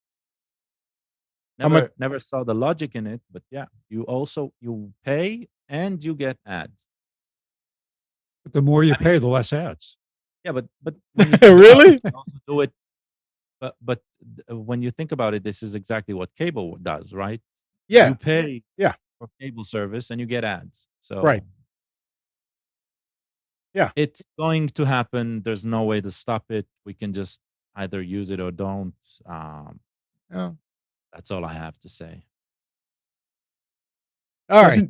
Hulu has an ad-free plan, though, don't they? Premium add-ons? They do. Yeah, it So the costs more you pay, the less ads you get. substantially more. Yeah. Well, I think what this shows for me more than anything else is that Amazon or Netflix was blindsided by this. And if you looked at their 2022 expectations, they were expecting to continue to grow their user base. And we talked a little bit about a couple of weeks ago about them not doing that. Mm-hmm. And now they're gonna have to move pretty quickly. Because if not, they're gonna have some serious problem. They're gonna have a problem with their investors. Oh, they're going to keep paying Obama, though, to be on the board. Is he Well, still on the board? Yeah. I think so. Yeah. No, that was a political thing. It had nothing to do with business. But I mean, the current problem they have right now is, they're trying to compete with everybody else, and there's only so many users that you can tap so many times for payment. There's only so many people, and eventually you run out, and that's what they've done. They've run out. You need to create more people. Well, I mean, that's what China's doing, isn't it? Are they? Do they have what do you call it? A disposable income? That's the question. Yeah. So it's not surprising. I'm surprised it took them this long to introduce something like this, to be perfectly honest. Well, they're doing it now. Yeah, hopefully. All right. The US is readying new encryption standards that will be so ironclad that even the nation's top code cracking agency says it won't be able to bypass them. The National Security Agency has been involved in parts of the process, but insists it has no way of bypassing the new standards. There are no backdoors, says the NSA Director of Cybersecurity. A backdoor enables someone to exploit a deliberate hidden flaw to break encryption. An encryption algorithm developed by the NSA was dropped as a federal standard in 2014 amid concerns that it contained a backdoor. The new standards are intended to withstand quantum computing, a developing technology that is expected to be able to solve math problems that today's computers can't. But it's also one of the White House fears could allow the encrypted data that girds the US economy and national security secrets to be hacked. So, and I mean, I guess it's easy to say it will not be able, nobody will be able to hack it and ironclad and Sure. all that. We'll have to wait and see. But any improvement is good. So And what? just to address the quantum computing bit, the reason the NSA comes up with that and that statement is because one of the major, probably the major supplier of quantum computers at this point isn't US based. It's Fujitsu. So they need some sort of control, right? And they need to hide from that, and that's probably where it comes from. I wonder if they're. I like all of the headlines of NSA swears it has no backdoors, right? Mm-hmm. Um, can we believe them? Well, Real that's what I question said. is there, are they going to share the code? And if they're going to share the code, then peer review will do the work, and we'll see. Yeah, we just have to wait and see what. That's what I'm saying. We just that's a lot of talk right now, but it's Exactly. it could be nice. How many bit Best- is the encryption? They What's didn't that? say How many bit is the encryption? Is 7 it million. like an impossible number that they can't crack it? How will you create? You'll create No, a code it's that's so all- complex. I don't think it's about the size of. It's not always about the size of the key, because one up until I'm talking about SSH encryption, right? Yeah. Yeah. SSH encryption, the most prevalent one was I think RSA, right? RSA was the one used and recommended up until recently, and always the talk was to increase the size of the key from 1024 bytes to up to 4096, and the larger the key, the slower the encryption because it takes more time to process. And so there were advances, and the latest standard that is recommended, ED something 19 something, I don't remember. That one works with a very, very short key comparatively. So it's all about the logic of the encryption. But if one thing history has taught us, encryption history has taught us, is that the best encryption keys are those that are developed in the open, those who are susceptible for peer reviews. Because if I can't see the logic, right? Then whoever figures out how to defeat it, nobody else can fix it. So, so this is it's an interesting one, but it doesn't sound like the new encryption is open because they want only the US stuff to be encrypted this way. And when you get to that point, right, then we're back in the 80s and Cold War stuff where do you remember, guys, that SSH libraries could not be packed into into a Linux distribution because then you would break what was it, export laws? Remember all Really? that? You don't remember that? No. No. So this is especially from somebody from outside of the US. I remember I couldn't get to get a certain package, OpenSSL, to get that. GPG, for example. Remember GPG? Yep. Actually, PGP. PGP. Right? PGP. Yeah. It's Pretty the, good open private. source version of PGP. So PGP, right? For somebody from Israel, we had to download it from a European place that had mirrored it from the US, because otherwise the US site would be susceptible to federal law prohibiting encryption technology exports. Right? It's and this was open source. This was like everybody can see it, everybody can, but it wasn't allowed. I think Japan wasn't allowed to download it. China wasn't allowed to download it. Russia wasn't allowed to download it, right? So when the NSA comes up with something, and that stopped them, right? Exactly. That's the thing. It never stops anybody. No. So these laws, I don't know if you remember, but PlayStation, I think it was PlayStation 2, would break export laws in Japan because the processor could be used to break some sort of code very, very, very fast. There was that issue back in the 90s. So it sounds like we're just in a new version of this right now. I have If a solution. anything comes up with this encryption.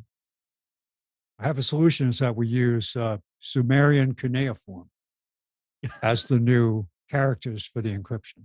So it'll take somebody forever to figure out how to get it to work. So if it's delaying people from finding it, then we can do that. Why Sumerian? Let's use Klingon. Yeah. Hey. Yeah, but there's too many experts with that compared to the Sumerian experts. Right? You got too many people who can actually speak Klingon. And PGP worked pretty well for a long time. I mean, we used it at Delta Force back in the early days. It still works. People, the GPT version, right? But it's still used. Yeah. Everything in Linux is signed with a GPG signature. Well, the thing is that customers did not like it. It was it's not user friendly. I agree. It's not. Very technical. Yep. But today you get it. There's a lot of, I mean, you can even send Gmail today with a web extension or a Thunderbird extension and have it all automatically done. Nice. Right? So. Yeah, it wasn't like that back then. Wow. I remember every time I get a email from Ron, I'd have to go and load the program, and it was anyway.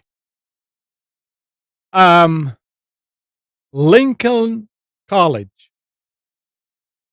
is scheduled to close its doors Friday. That was last week, so they closed the doors, I guess. Becoming the first U.S. institution of higher learning to shut down, in part due to a ransomware attack. A goodbye note posted on the school website says that it survived both world wars, the Spanish flu, and the Great Depression, but was unable to handle the combination of the COVID pandemic and a severe ransomware ransomware attack in December that took months to remedy. The college was a victim of a cyber attack in December 2021 that thwarted admissions activities and hindered access to all institutional data, creating an unclear picture of all 2022 enrollment projections. All systems required for recruitment, retention, and fundraising efforts were inoperable. Fortunately, no personal identifying information was exposed. Once fully restored in March 2022, the projections displayed significant enrollment shortfalls requiring a transformational donation or partnership to sustain Lincoln College beyond the current semester. The Illinois school, which is named after President Abraham Lincoln and broke ground on his birthday in 1865, is one of only a handful of rural American colleges that qualify as predominantly black institutions by the Department of Education. Nobody could bail them out, huh? That's kind of sad. I think that probably, like they said, it was a chain of events with COVID first. Yeah. Messing them up and then not being able to recover when COVID was Yeah. waning. Yeah. Because of the but think about how cruel that is, and what did the ransomware people hope to accomplish? Yeah, I know. They weren't going to get any money out of them. Yep. All they did was destroy the college, unless it was a personal vendetta or something. But yeah, it is a black college. Yeah. So it is automatically targeted, right? Why? I don't know about that. Reality. I mean, I assume a foreign hacker who this probably was doesn't really care what the racial breakdown of the college Right. was. Why would you assume a foreign hacker? Why would you assume I would racial? not. I'm Why It would you doesn't- assume it was racial? Why would you assume it was racially motivated? I'm not saying it is racially motivated, the cyber attack specifically. I'm saying this college starts from a point, right, where they have a sort of identity that, let's put it this way: if this was a white college, right, like on the poster, making sure that we're white, then it would be attacked as well. It's starting with some sort of an agenda behind it, right? That Makes it a larger target. Yeah, can't sign on with that. I don't know how. Well, I don't know No. what you have to back that up. No, and normally those things start automatically by a bot, or, something that's going. It's not like somebody is actually sitting there in the room and I'm trying. sure. Look, the technical stuff, that's probably negligence No, at one point or another, or you know maybe what? not Let's negligence by let's put it this way. I hope that it's not what you're thinking, yeah.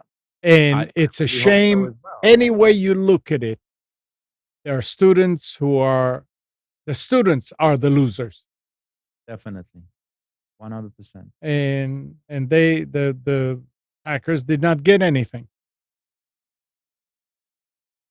To me, it seems like they're more of a target because of their size and scope more than anything else. You're talking about a Yeah, school and lack that of had- security. a school that has like 700 students enrolled in it. It's the perfect target for this. They obviously don't have the background, the infrastructure, the utility like a larger university. Yeah. You're talking literally their last undergrad enrollment was 655 students. I mean, you're talking about there's high schools that are bigger than plenty of high schools in Wake County that are bigger that have larger student populations than this college. my graduating perfect class in high school was over 600. All right, so NVIDIA is publishing their Linux GPU kernel modules as open source and will be maintaining it moving forward.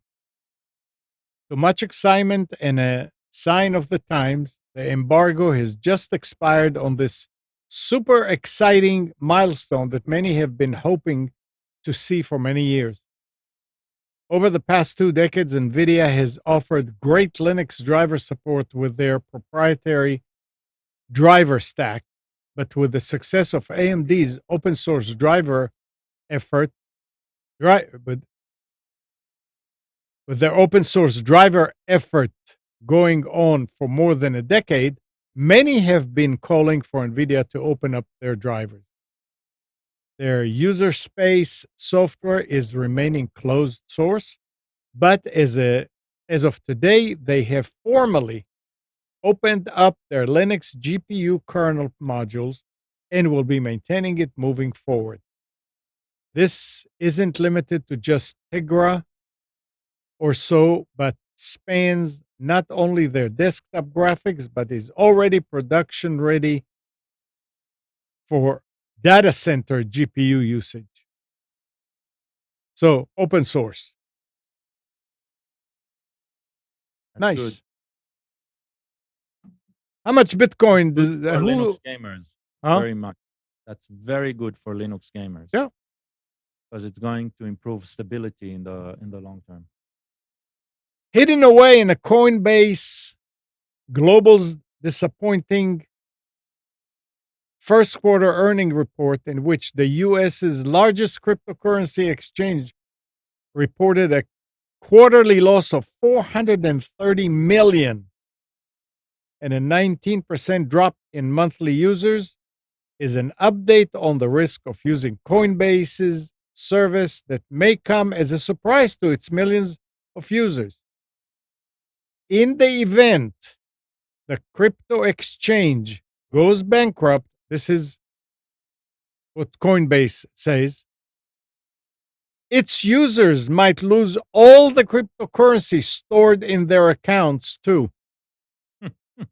That's not a real wallet. Of course, you're going to lose it. Yeah. It's actually, excuse me, it's not even a real wallet. It's not a wallet at all. You don't have a wallet address if you're doing your crypto on Coinbase. Oh. I mean, you don't have a wallet that you can transact in and out of with an ID. You do it all through, I'm sure Coinbase has got an internal number for you, but there's no external Coinbase number that you can send and transact to and from. So what do people that realize this now, what do? Can they move their money somewhere else? Absolutely, yeah. You can get move to an actual wallet provider. Yeah. I don't know how you would transfer. I think you'd have to sell and rebuy is going to be your only option, because I don't think you can transfer to a wallet. Like, can you? No, you get a wallet address, but the thing is that they hold the private keys. Yeah.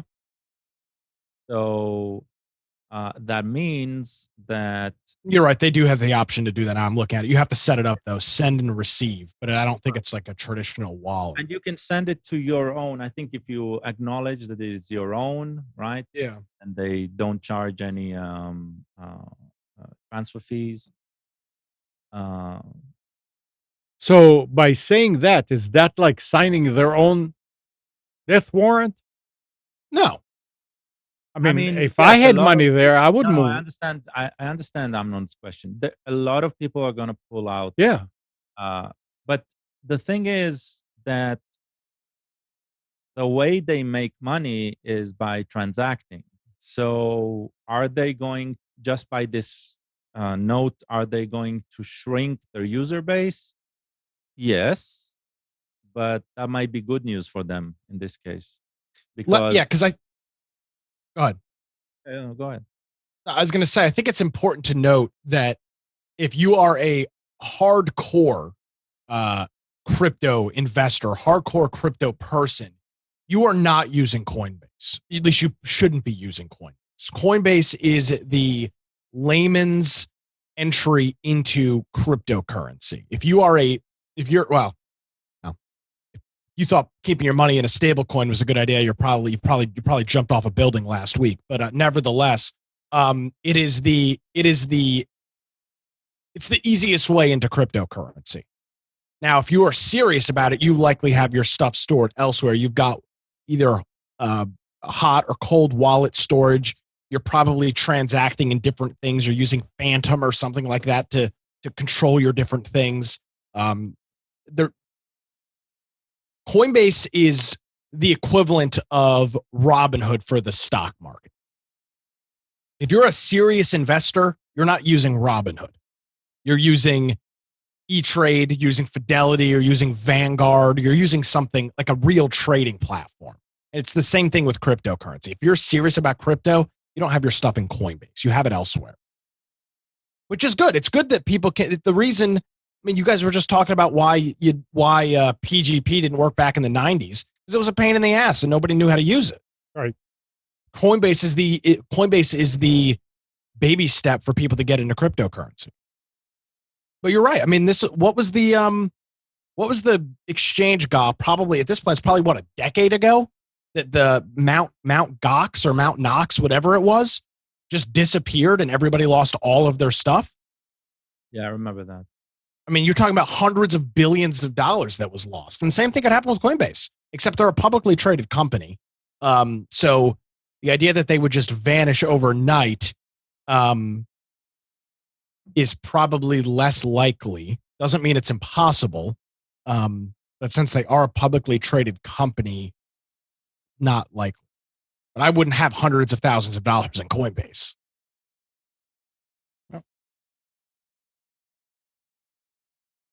Anyway.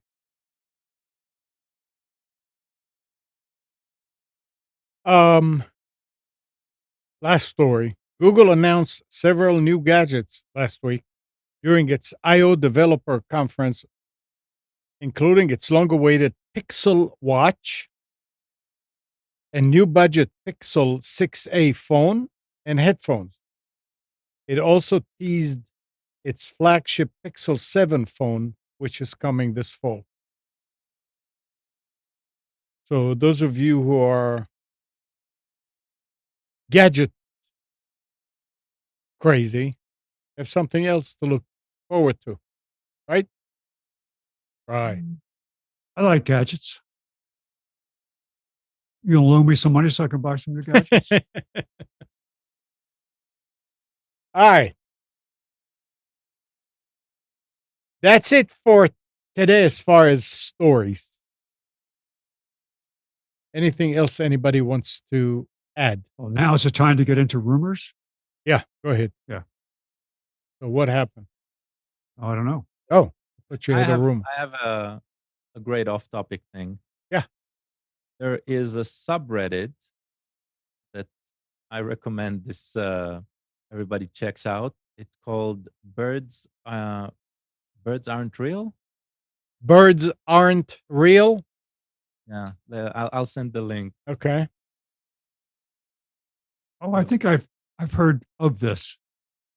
Yes. It's such a weird one. It's It's like it's a conspiracy theory that birds are just an invention to cover up for right. something. This is the conspiracy theory farce that has become its own conspiracy theory. It's fantastic. And if you want to spend some time online, not thinking about politics or serious stuff, this is a great waste of time.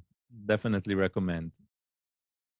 There are 442,000 Redditors. They're called Patriots.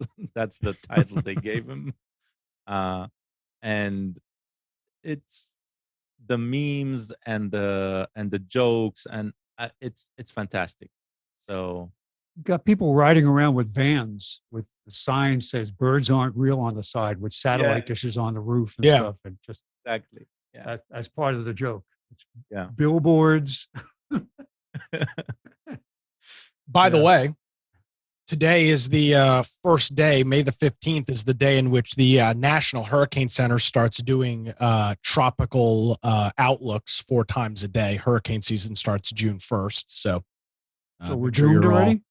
No, we're not doomed. There's nothing brewing, but good time to make sure you're planned and ready to go. If we could only cause our air to go dirty again. What? There was another thing. Didn't I send it to you, Nick? That Might have. something about now the. Oh yeah, cleaner air leads to more Atlantic hurricanes. Study says the National Oceanic and Atmospheric Administration study links a realignment of air pollution across the globe to storm activity, both up and down. A 50% decrease in this 50% number. The scientists love it. A 50% decrease in pollution particles and droplets in Europe and the U.S. are linked to a 33% increase in the Atlantic storm formation in the past couple of decades. There you go. I thought it was global warming that caused the increase. Maybe it's actually pollution. Maybe a lack of pollution. It's the sun. It's Yeah. always the sun. I'm going Make sure everybody gets out and votes on Tuesday, election day across the Yes, state. I have my voter's guide sitting on the table, ready to go. Perfect. And if, by the way, if you are unaffiliated, you can choose either party that you'd like to vote in. If you are a Democrat, you vote in the Democrat. If you're a Republican, you vote in the Republican. So remember that. All right. Any other announcements? On that note, I need to go provide some IT support. I just got a text message from my grandfather. All right. Can you Yeah. call me referencing a quote hack email I got? So let me go. Ooh. Hope to Christ that All right. World War III hasn't started over there. So I'll talk to you guys next week. Take care. We'll talk to See you ya. later. And thanks. Yeah. Bye. All right. So thanks, Gal. And thank you, Spence. It was fun.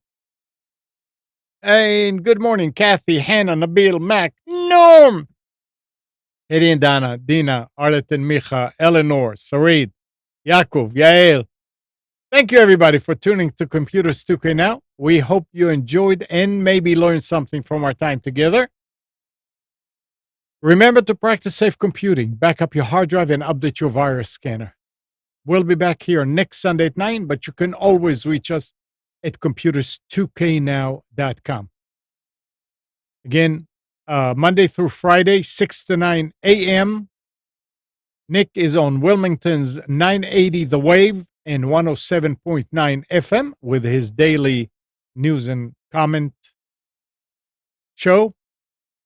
You can listen to it anywhere on your Echo device, or you can go to nickcraig.com and listen to it after the fact and all the earlier shows.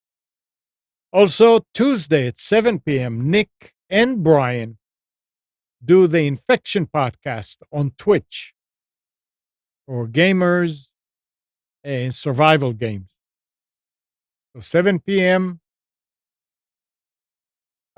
twitch.tv/Infection Podcast. Have a great week, everybody. And like Nick said, go out and vote.